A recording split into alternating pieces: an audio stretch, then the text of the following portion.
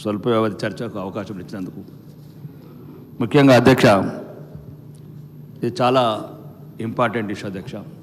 తెలంగాణ సమాజానికి, భవిష్యత్తు భారత పౌరులకు. నేను ఎమ్మెల్యే అయిన నుంచి అధ్యక్ష ఈ స్కూల్స్, హాస్టల్స్ ఇవిట్లే తిరుగుతున్నాను అధ్యక్ష సంవత్సరం నుంచి. కానీ ఇప్పుడు అధికార పార్టీ, ప్రతిపక్ష పార్టీ చూసిన తర్వాత, మాట్లాడిన తర్వాత నాకు ఇక్కడ ఏమనిపిస్తుంది అధ్యక్ష, సమస్యలేమో లేవనిపిస్తున్నది. వీళ్ళు చెప్పిన తర్వాత, వాళ్ళు చెప్పిన తర్వాత ఆ స్కూల్స్లన్నీ నా కళలలో ఇంకోరకు కనబడుతున్నాయి అధ్యక్ష. ఒక్క నిమిషం ఆగండి. నా 193 స్కూల్ అధ్యక్ష, నా నియోజకవర్గంలో 125 స్కూళ్ళల్లో బాత్రూమ్స్ లేవు అధ్యక్ష. ఎక్కడ కూడా కాంపౌండ్ హాల్స్ లేవు, ఫర్నిచర్ లేదు, కలర్స్ లేవు, అంటే రకరకాలు చెప్తున్నారు దీంట్లో రాసి. ఎలక్ట్రిసిటీ, ఒక్క పోల్ ఇవ్వడానికి ట్రాన్స్పోర్ట్ డిపార్ట్మెంట్ దగ్గర ఎటువంటి ఫెసిలిటీస్ లేవు అధ్యక్ష. ఈ చెప్తే గౌరవనీయ మంత్రి గారు కావచ్చు, గౌరవనీయ ఎమ్మెల్యే కావచ్చు, ఇప్పుడున్న ఇంతకుముందున్న అధికార పార్టీ, ఇప్పుడు ప్రతిపక్ష పార్టీలో సభ్యులు కావచ్చు, దీన్ని బట్టి అర్థమవుతుంది అధ్యక్ష. 10,000 మంది స్టూడెంట్స్ని, 10,000 మంది టీచర్స్ని రిక్రూట్ చేస్తే 2 లక్షల మంది స్టూడెంట్స్ తగ్గిపోయారు. ఎక్కడన్నా ఉపాధ్యాయులను రిక్రూట్ చేస్తే విద్యార్థులు తగ్గిపోవడం ఇది ఫస్ట్ తెలంగాణలోనే అధ్యక్ష. నా ఆర్మూర్లో గత సంవత్సరం 23,000, సుమారు 24,000 మంది ఉండే అధ్యక్ష. ఈ సంవత్సరం 3,500 మంది తగ్గిపోయారు అధ్యక్ష. మరి టీచర్స్ని రిక్రూట్ చేసినందుక, లేకపోతే మీరు 40% డైట్ ఛార్జీలు పెంచినందుక? ఒక్కటి మాత్రం చెప్తున్నాను అధ్యక్ష, దయచేసి ముఖ్యంగా రాష్ట్ర ప్రభుత్వానికి మాత్రము నా మనస్ఫూర్తిగా ధన్యవాదాలు తెలుపుతున్నాను. 40% డైట్ ఛార్జీలు, 200% కాస్మెటిక్ ఛార్జీలు మనస్ఫూర్తిగా చెప్తున్నాను అధ్యక్ష.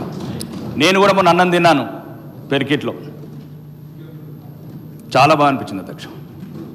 రాజకీయాలకు అతీతంగా మాట్లాడుతున్నాను, కానీ ఇంకా ఎక్కడి సమస్యలు అక్కడనే ఉన్నాయి. అంటే సుమారు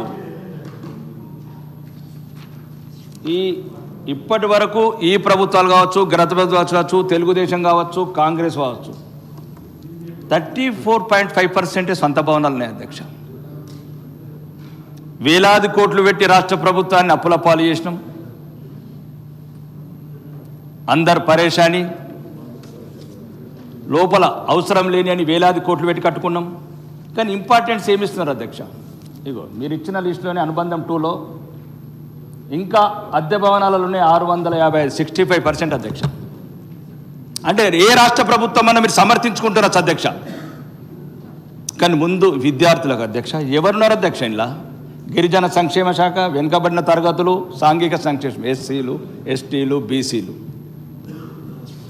అక్కడ అధ్యక్ష ఇంకొకటి ప్రభుత్వము ఈ మిడ్ డే మీల్స్ అధ్యక్ష, ఇది కేంద్ర ప్రభుత్వమే కావచ్చు, కానీ ఆ పెంచిన ఛార్జీల అధ్యక్ష దేనికి సరిపో. ఒకసారి కేంద్ర ప్రభుత్వము 30 రాష్ట్రాలను దృష్టిలో పెట్టుకొని కొన్ని వేరే రాష్ట్రాల నుంచి ఆదాయాలు, వ్యయాలను బట్టి పెంచుతుంది. కాబట్టి ఒకవేళ కేంద్ర ప్రభుత్వం లేట్ అయినా, ఎలా అయితే ఈ గురుకులాలు, ఈ హాస్టళ్లలో పెంచారో, ఈ మిడ్ డే స్కూళ్ళకు కూడా, మిడ్ డే మీల్స్ కూడా అధ్యక్ష ఒక 50% డైట్ ఛార్జీలు పెంచాలని మీ ద్వారా కోరుతున్నాను అధ్యక్ష. వేలాది కోట్ల బడ్జెటు, 1,25,000 కోట్ల అప్పు, మధ్యతరగతి పేద పిల్లలుండే మధ్యాహ్నంలో ఇంకొక 40% పెంచితే కడుపు నిండా తింటారు అధ్యక్ష. గురుకుల హాస్టల్లో 26 రూపాయలు అవుతున్నారు అధ్యక్ష ఒక పూటకు. అదే మిడ్ డే మీల్స్కు ఓన్లీ 11 రూపాయల 79 పైసలు అవుతున్నది అధ్యక్ష పెంచాను దాంతో. దాన్ని కూడా 26 రూపాయలు పెంచాలని మీ ద్వారా కోరుకుంటున్నాను అధ్యక్ష. ముఖ్యంగా మీరు ఎన్ని చెప్పినా ప్రభుత్వం ఒక్క కాంట్రాక్టర్ ముద్దుకు రావట్లేదు అధ్యక్ష. అమ్మ ఆదర్శ పాఠశాల ఒక బాత్రూమ్ కట్టడానికి ఎవరు రావట్లేదు, ఎలక్ట్రిసిటీ ఫిట్ చేయడానికి ఎవరు రావట్లేదు, ఎటువంటి స్కూల్ అంటేనే రావట్లేదు. రోజు రోజుకు విద్యార్థులు తగ్గుతున్నారు. ఈ రకంగా అధ్యక్ష 15% పోయిన సంవత్సరం తగ్గితే ఇంకా 6 సంవత్సరాల ఇంకేం అవసరం ఉండదు అధ్యక్ష. ఎవ్రీ ఇయర్ 15% అంటే నిన్ననే గౌరవనీయ మంత్రులు దామోదర్ రాజనరసింహ గారు అన్నారు 7 లక్షల మంది విద్యార్థులు తగ్గారని. ఈ మౌలిక వసతులు పెరుగుతున్నాయి, వేలాది కోట్ల బడ్జెట్ పెంచుతున్నాము, కానీ ఎవరికి శ్రద్ధ లేని వ్యవస్థ అయింది సార్ అధ్యక్ష. దీనికి సంబంధించి ప్రత్యేకంగా గౌరవనీయ రాష్ట్ర ప్రభుత్వ పెద్దలకు మరియు ముఖ్యంగా గౌరవనీయ ముఖ్యమంత్రి గారికి పేదలు మధ్యతరగతులు ఉండే ఈ స్కూళ్ళ అధ్యక్ష ఏలైతే మన పిల్లలు అంటే మన పిల్లలంతా చదివించలేమనుకుంటాను, కంపౌండర్స్ కావచ్చు, కలర్స్ కావచ్చు. నేను ఒక ప్రయోగాత్మకంగా ఒక 40 లక్షలు పెట్టి ఒకటి ఆర్మూర్లో వేయించాను అధ్యక్ష సొంతంగా. 650 మంది ఫస్ట్ రోజు ఎమ్మెల్యే అయినప్పుడు కూడా చెప్పాను. 650 మంది అమ్మాయిలు ఉండే దగ్గర ఒక్క బాత్రూమ్ ఉన్నది అధ్యక్ష.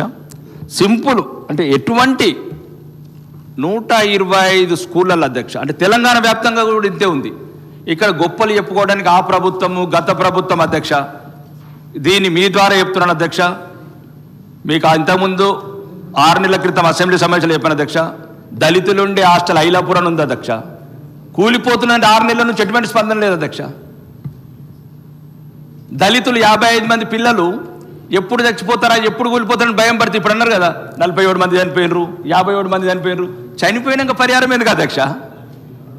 ఇది ఎక్కడ ప్రభుత్వాలు అంటే చనిపోయిన తర్వాత ఎక్స్గ్రేషియా ఇస్తారా? 6 నెలల క్రితం నేను అడిగాను అధ్యక్ష, మీ ద్వారానే అడిగాను. నేను మిమ్మల్ని అడుగుతాను అధ్యక్ష, మీరంటే గౌరవం అధ్యక్ష, మీ ద్వారానే వాళ్ళ ఈ సందేశం.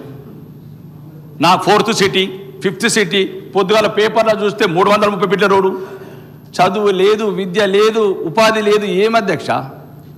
అసలు కుట్రాన్పూర్ అనే గ్రామం ఉంది అధ్యక్ష, ఒక ప్రైమరీ హెల్త్ సెంటర్లో పశువులు కూడా పోలేవు. నేను మళ్ళీ ఒకటే చెప్తున్నానండి, తెలంగాణ ఇంతకుముందు చెప్తున్నా, దయచేసి నేను ఎవ్వరిని విమర్శిస్తలేను. మీరు నన్ను ఒకటే మాట, నన్ను శాసనసభ్యుడిగా గౌరవించి మాట్లాడిస్తే మాట్లాడతాను. మీరు మళ్ళీ మధ్యన రన్నింగ్ కాంట్రవర్సీ చేయకండి. ఏం బాధ అవుతుంది మీకు? పేదో 65% బిల్డింగ్లు, ఇంకా 50 ఏళ్ళు ఉండే సెక్రటరీని కూలగొట్టుకున్నారు. ఎవరు వాళ్ళు వీళ్ళు కాదు అధ్యక్ష. ఏం కావాలి అధ్యక్ష? ముందు తిండి కావాలా? ఆడంబరాలు ఎందుకు అధ్యక్ష? ఒకటి 4th సిటీ 5th సిటీ ఇవన్నీ అయిన తర్వాత చేయండి అధ్యక్ష. 6th సిటీ కూడా కట్టండి, రోడ్డు అవసరమైతే ఆకాశం వేయండి. ఇదేమో అధ్యక్ష? టీచర్స్ 10,000 మంది టీచర్స్ రిక్రూట్ చేశారు అధ్యక్ష. ఎంతెంతమంది టీచర్స్ రిక్రూట్ అయితే అంతమంది స్టూడెంట్స్ తగ్గుతున్నారు. ఎక్కడున్నది లోపం? లోపాలు కనిపెట్టండి. ఎలుకలు కొరికినాయి, అవి కొరికినాయి, గతం బయటకు పోగానే మళ్ళీ వేరే రొటీన్ మాటలు. నేను ఒకటే చెప్తుంది అధ్యక్ష, ఫస్ట్ కాంట్రాక్టర్కు బిల్లులు ఇవ్వండి అధ్యక్ష. మరి ఉదయం ఏదో పర్సెంటేజ్లు మాట్లాడిన అధ్యక్ష, అది ఒకటి ఎక్కనో తక్కువనో నాకు తెలియదు పర్సెంటేజ్లు, కానీ ఆ పర్సెంటేజ్లను పక్కన పెట్టండి అధ్యక్ష. చిన్న కాంట్రాక్టర్లు